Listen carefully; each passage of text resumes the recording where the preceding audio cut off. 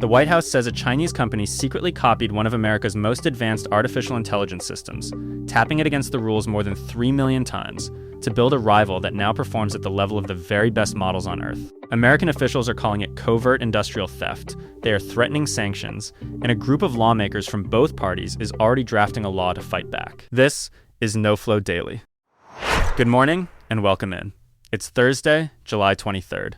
Before our top story, a quick lap around the front page. We start with Google's parent company, Alphabet, which delivered a bigger quarter than Wall Street expected and then told investors it plans to spend even more. Revenue came in at $119.8 billion, up 24% from a year ago. The real engine was Google Cloud, where sales jumped 82% to nearly $25 billion, blowing past forecasts. But the number that caught everyone's eye was spending. Alphabet raised its plan for this year's capital investment to as much as $205 billion, more than double what it laid out just a few months ago, nearly all of it aimed at the data centers that power artificial intelligence.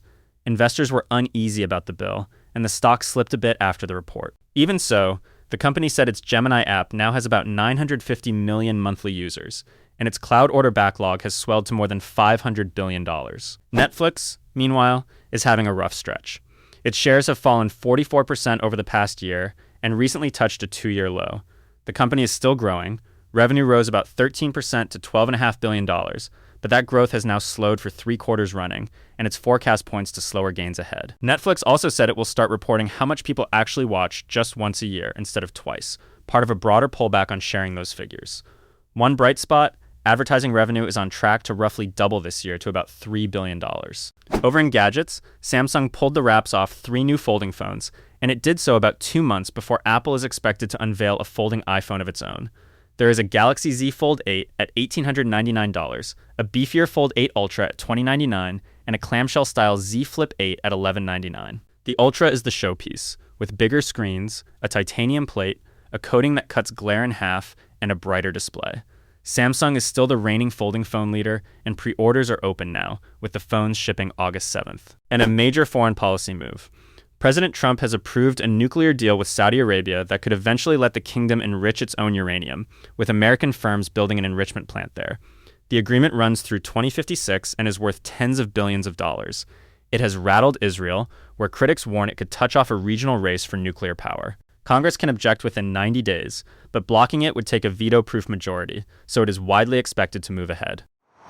But we begin with a clash between the world's 2 biggest technology powers, and an accusation that strikes right at the heart of the artificial intelligence race. Here's what the White House said on Wednesday.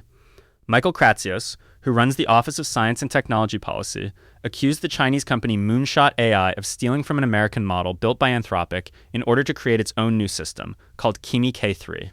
He said Moonshot built a sophisticated internal platform to copy American models on a large scale and quietly switched between different ways of getting access so it would not be caught.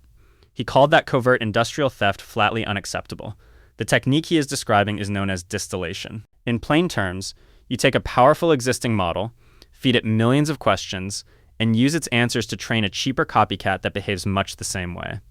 Anthropic said earlier this year that Moonshot had tapped its models more than 3.4 million times, breaking both its terms of service and the rules that are supposed to keep Chinese users out. And the copycat is no lightweight.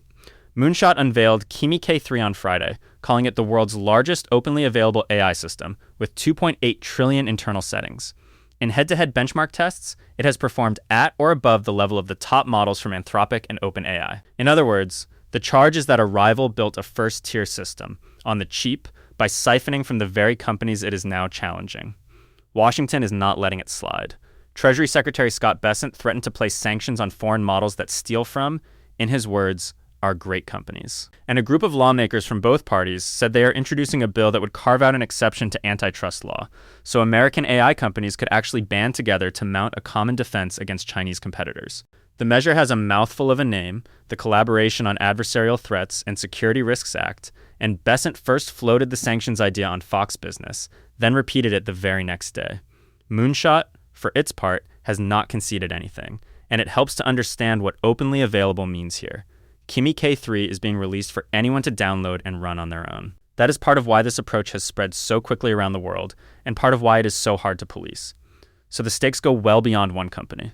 This is really a fight over who sets the pace in artificial intelligence, and whether the enormous sums American labs pour into training, their systems can be protected at all when a competitor can, in effect, photocopy the results.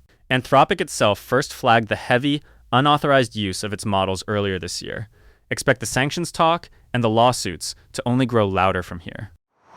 Now to our main stories, where your wallet, your medicine cabinet, and the price of oil are all in play. First, a plan that could touch nearly every American's medicine cabinet. President Trump says he intends to put steep tariffs on imported generic drugs, the low-cost copies that fill about 90% of all prescriptions in this country. The timeline is unusual. Imported generics would stay tariff-free until August of 2028, then face a 100% tariff for a year, and then 200% after that. The goal, he says, is to push drug making back onto American soil, since about half of our generic prescriptions are filled with medicines made in India, with heavy reliance on China for the ingredients. But doctors and supply chain experts are sounding the alarm, warning that taxing these drugs could raise prices, spur rationing, and trigger shortages of critical medicines if domestic factories cannot ramp up fast enough. One professor told Newsweek that 2 years simply may not be enough time. The head of a trade group for generic makers said the industry has expanded its American footprint over the past couple of years, but argued the real obstacles to building here are how these drugs get purchased and paid for. Next, a food safety story worth knowing about.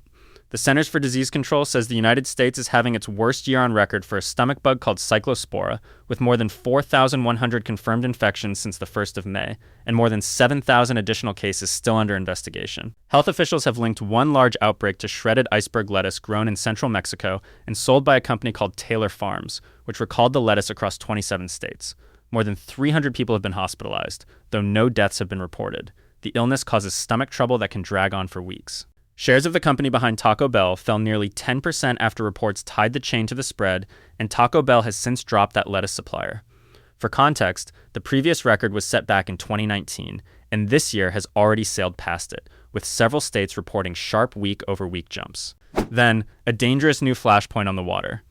The Iran-aligned Houthis say they struck 2 Saudi oil tankers in the Red Sea, part of a naval blockade they declared on Saudi Arabia this week. One tanker sent out a distress call after being hit by a missile near a Saudi port.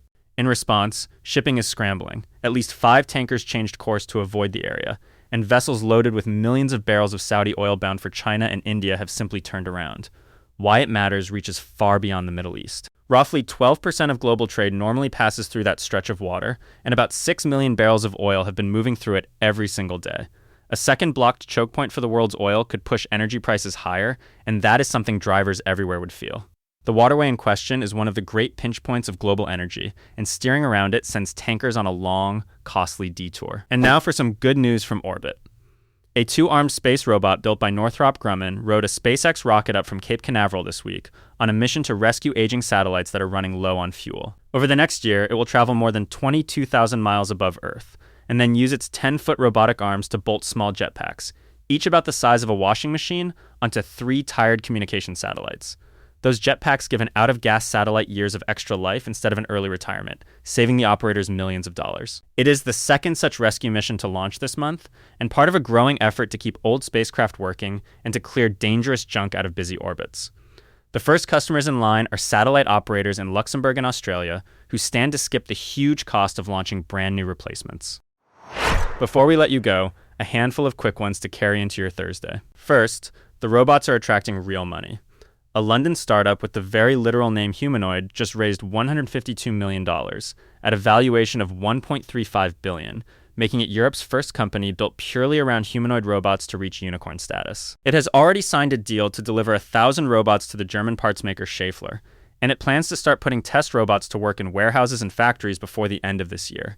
The German engineering giant Bosch is backing its manufacturing, with room to build up to 100,000 of the machines over the next 5 years. Next, a very telling slip-up in the basketball world. The Miami Heat accidentally posted, then quickly deleted, a link to a LeBron James introductory press conference. James is a free agent for the first time since 2018, and a team spokesperson admitted the social media staff had been getting ready, just in case, for the superstar to rejoin the club where he once won 2 championships.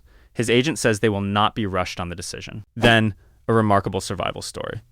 William Shatner, the 95-year-old Star Trek actor, and his 61-year-old daughter Melanie both battled stage 4 cancer at the very same time, and both have now been cancer-free since late 2024.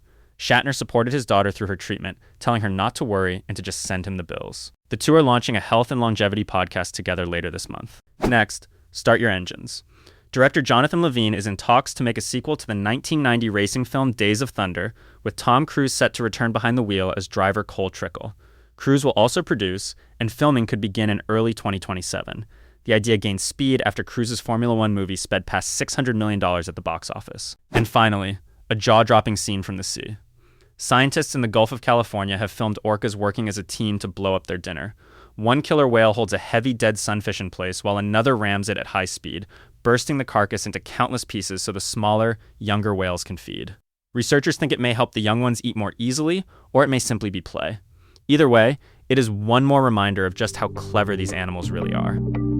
And that is the news for Thursday, July 23rd. The morning's biggest thread is the fight over artificial intelligence, with the White House accusing a Chinese company of copying an American model to build a world-class rival, and Washington now reaching for sanctions and new laws in response. Beyond that, President Trump laid out steep future tariffs on imported generic drugs.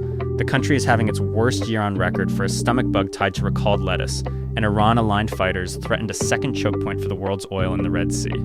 Thanks, as always, for spending part of your morning with us. Take care of yourselves out there. That was KnowFlo Daily. Sign up for your personalized newsletter at knowflo.io. News picked for you, your local news included, free.